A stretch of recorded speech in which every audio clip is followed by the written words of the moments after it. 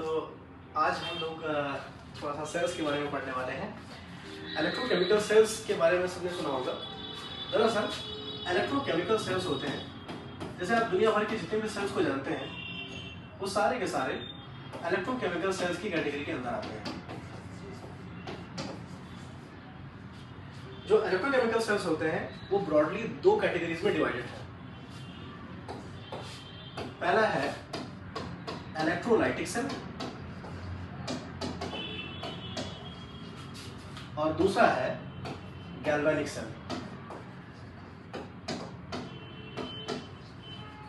देखिए, बात अगर गैल्वेनिक सेल की हो या चाहे इलेक्ट्रोलाइटिक सेल की हो, दोनों ही केसेस में हमें एक बात ध्यान रखनी है कि दोनों ही केसेस में एनोड और कैथोड मौजूद होते हैं, जिसमें आपको ये याद रखना है कि एनोड पे हमेशा ही ऑक्सीडेशन होता है,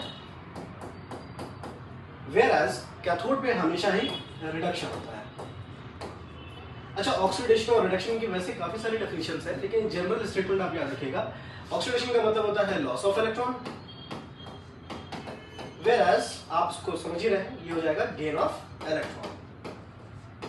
गेन ऑफ इलेक्ट्रॉन डन।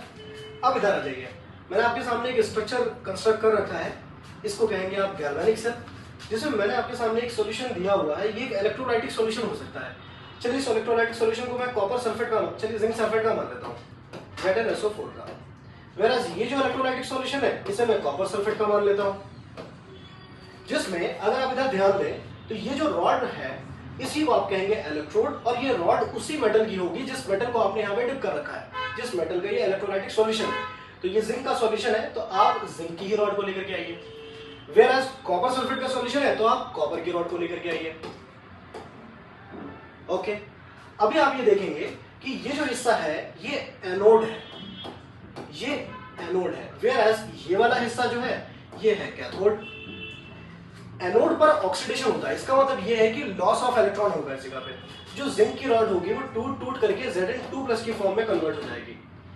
जब Zn2+ की फॉर्म में कन्वर्ट होगी तो दो इलेक्ट्रॉन गए कहां? ये तो पहले Zn था ना, या अब ये क्या कन्वर्ट हो चुका है, किसमें कन्वर्ट हो चुका है? Zn2+ में। इसका मतलब इसके पास से दो इलेक्ट्रॉन का लॉस हुआ है, वो लॉस के साथ यहां पर गिरा। इसका मतलब दो इलेक्ट्रॉन जहां से ये चला है वहीं पर छूट गए, वो दो इलेक्ट्रॉन यहीं पर ही रह गए, दो इलेक्ट्रॉन यहीं पर रह गए।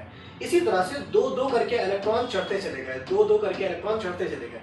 वो दो दो इलेक्ट्रॉन जो थे वो यहीं पर ही फिलहाल के लिए मान के चलिए आप। अब आप इधर की तरफ आइए, ये है कैथोड और यहाँ पर होता है गेन ऑफ इलेक्ट्रॉन।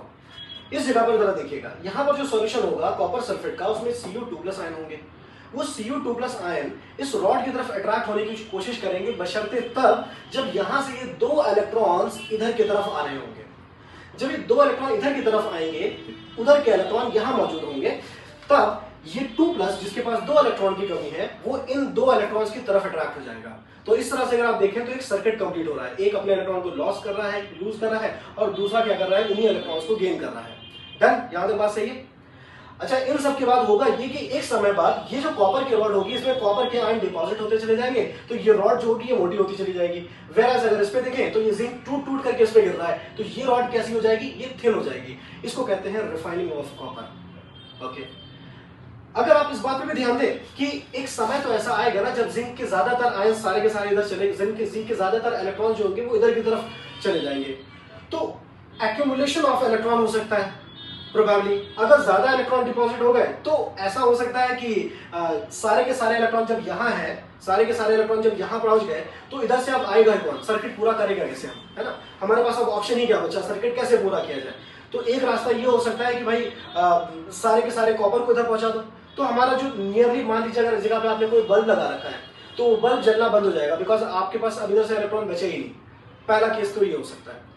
दूसरा केस ये हो सकता है कि अगर आप लगातार ध्यान दें तो Zn2+ यहाँ से टूट करके इस सॉल्यूशन के अंदर गिर रहा था, तो पूरा का पूरा सॉल्यूशन जो है वो पॉजिटिवली चार्ज हो रहा था, पूरा का पूरा सॉल्यूशन पॉजिटिवली चार्ज हो रहा था। इस पॉजिटिवली चार्ज सॉल्यूशन के अंदर अगर आप इस बात पे फोकस करें कि दो इलेक्ट्रॉन जो यहाँ से टूट के गिर रहे हैं, वो जो इलेक्ट्रॉन्स हैं इस जगह पर और यहाँ पे जो आयंस है, ये पॉजिटिव और ये नेगेटिव एक दूसरे को अट्रैक्ट भी तो करेंगे।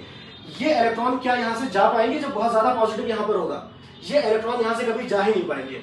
जब ये इलेक्ट्रॉन इधर से इधर पहुंचेंगे ही नहीं तो ये सर्किट पूरा कैसे होगा? जब इलेक्ट्रॉन इधर जाएंगे नहीं तो करंट वापस उल्टी दिशा में आएगा कैसे?